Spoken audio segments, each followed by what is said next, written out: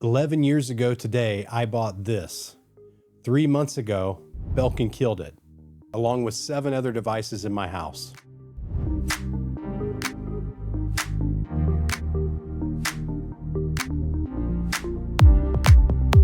Welcome home.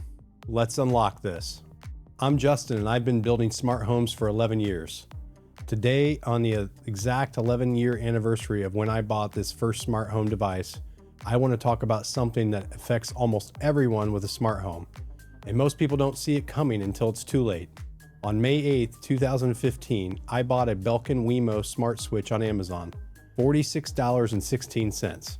I still have the receipt.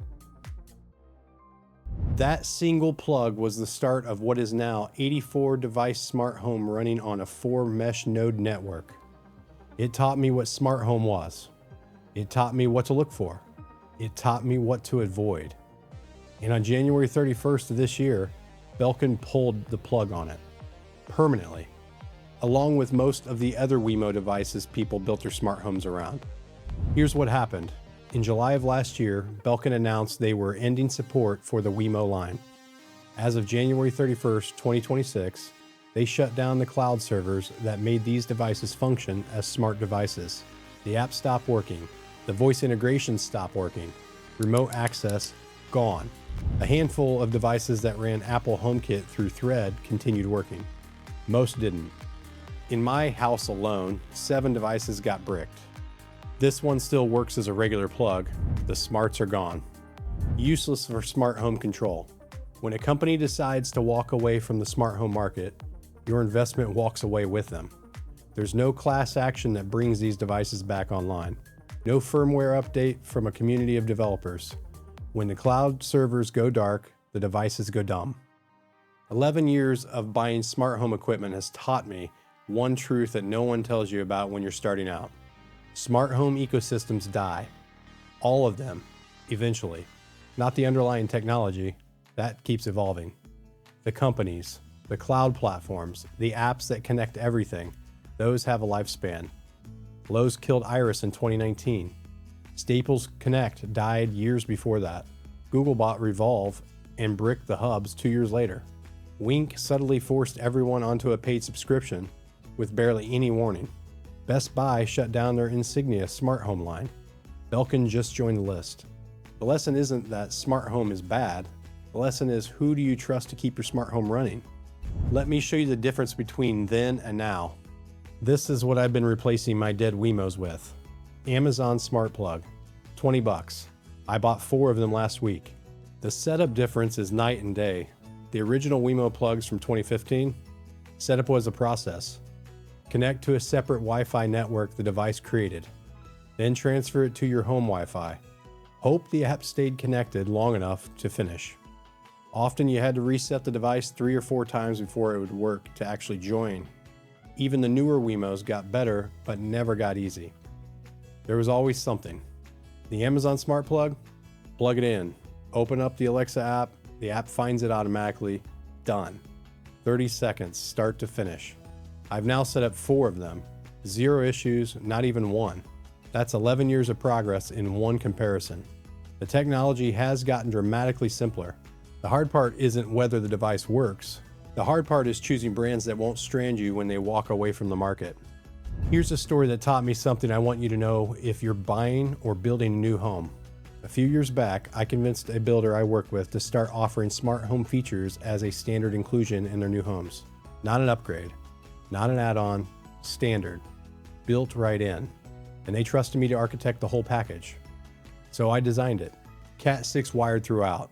Home runs back to a Leviton structured wiring panel with a 110 volt outlet inside the panel to power network equipment.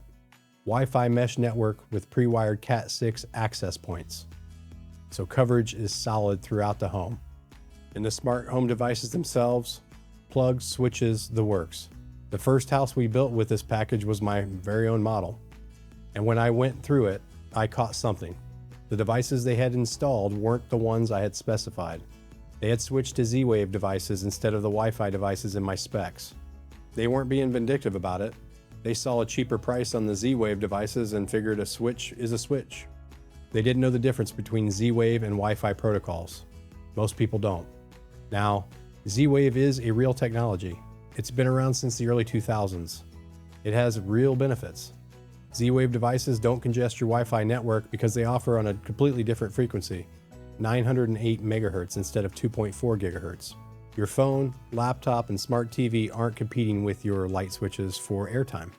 Z-Wave creates a mesh network. Each plugged-in device repeats the signal for other devices. Range extends throughout your house automatically. Battery sensors on Z-Wave can run 2 to 10 years on a single battery. The same sensor on a Wi-Fi runs for weeks before you're swapping batteries. So Z-Wave isn't bad. The problem is every Z-Wave device requires a hub. A hub is a separate piece of hardware that bridges Z-Wave to your home network. $80 to $100 on top of the devices themselves. The builder wasn't going to include a hub. That wasn't in the spec, in the budget, or on the radar. So I went to the builder and laid it out.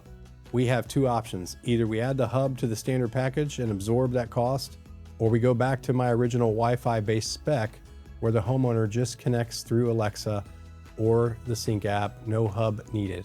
No extra hardware, no additional purchase, no setup project the day they move in. We opted for the Wi-Fi devices.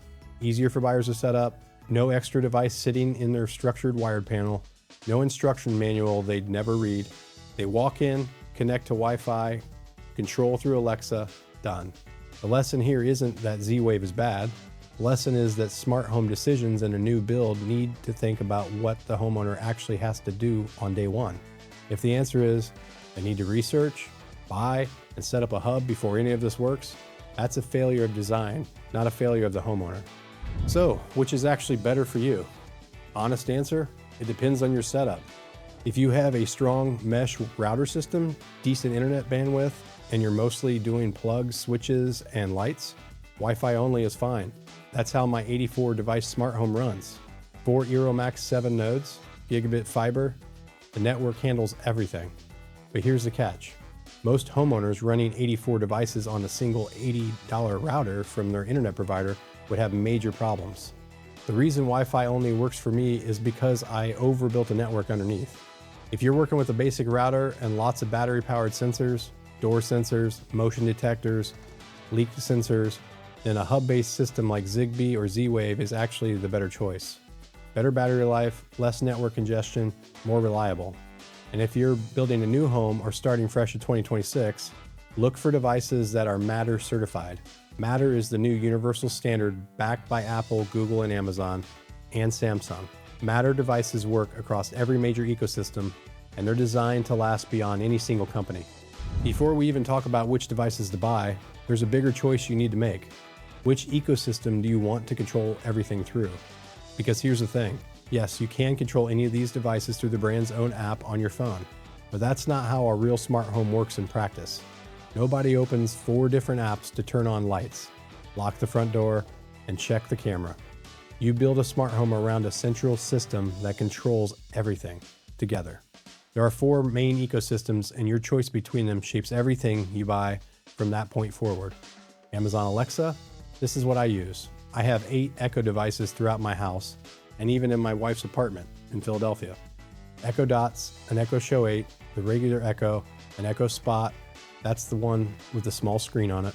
We use the drop-in feature to video call between Maryland and Philly without either of us picking up our phones. All on the same Amazon account, all working together seamlessly. Alexa, what time is it? The time is 10:21 p.m. Even in my barn studio, I have one. Quick weather, quick time check, quick light command, all hands-free, all the time.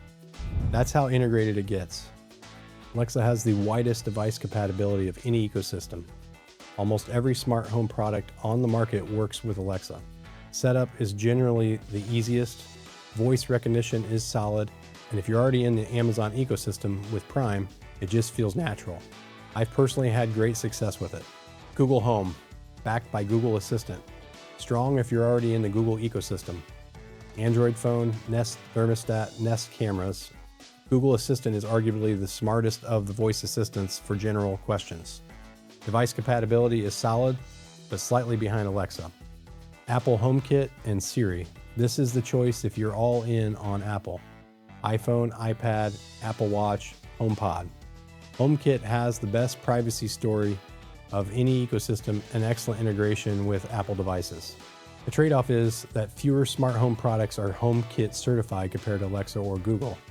The catalog is smaller. Samsung SmartThings. I actually use this too alongside Alexa. Here's why. SmartThings ties together devices from multiple ecosystems.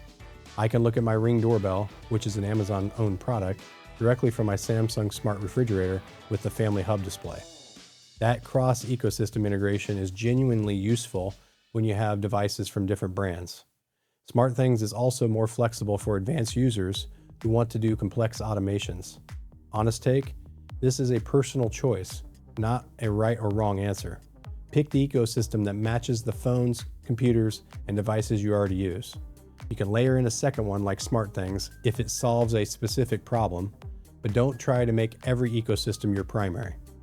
I'm Alexa across the board for primary control, with SmartThings as the bridge for my Samsung appliances. It just works for me. And here's something worth saying about Amazon specifically. I have Echo devices in my house that are many years old, original Echo Dots from years ago, and Amazon hasn't cut them off. They still work.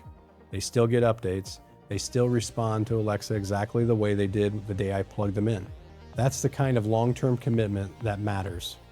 Belkin walked away from a decade of customer investment in 3 months. Amazon hasn't done that to any of their voice devices yet. That's part of why I trust them with my smart home today.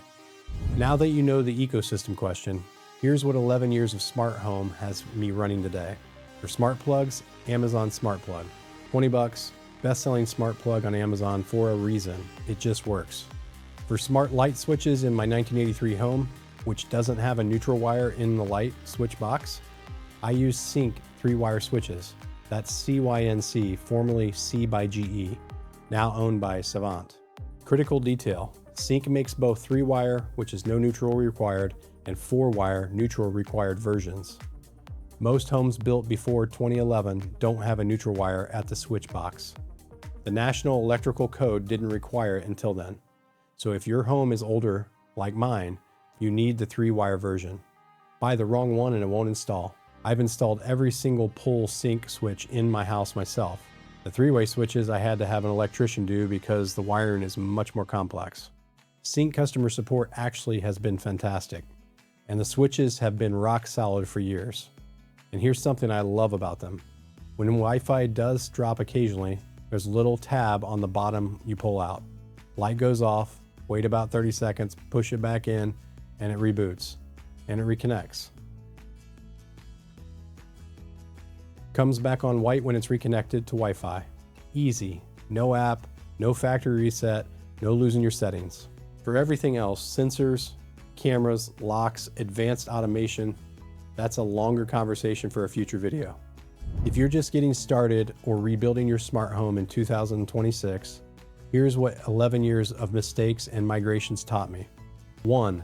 Don't buy any smart home brand that isn't a major established company. Smaller brands and startups can disappear at any time and take your investment with them. 2. Look for Matter certified devices first. Even if you don't fully use Matter today, certification means the device will keep working across ecosystems for years to come. 3. Check your wiring before you buy switches. If your home is older than 2011, confirm whether you have a neutral wire in your switch box before ordering. Many older homes don't. You need switches designed for that. 11 years ago today, I bought a $46 smart plug because I wanted to see what this whole smart home thing was about. Today, my house has 84 devices. I lost 7 of them when Belkin walked away, and I'm rebuilding with brands I trust to be here for the next decade. If Belkin or any other smart home company stranded you with brick devices, I want to hear about it. Drop a comment below. What got killed in your house? Let's compare notes. And if you found this useful, hit the subscribe button so you don't miss the next one. I'll have more on what I'm replacing my smart home with, what's working, and what to avoid in 2026 and beyond. Hit that bell to get notified when the next video drops, and like the video if it earned it. I'm Justin, and this is Justin's Key to Home Life, where I help you live smarter in the home you love. I'll see you on the next one.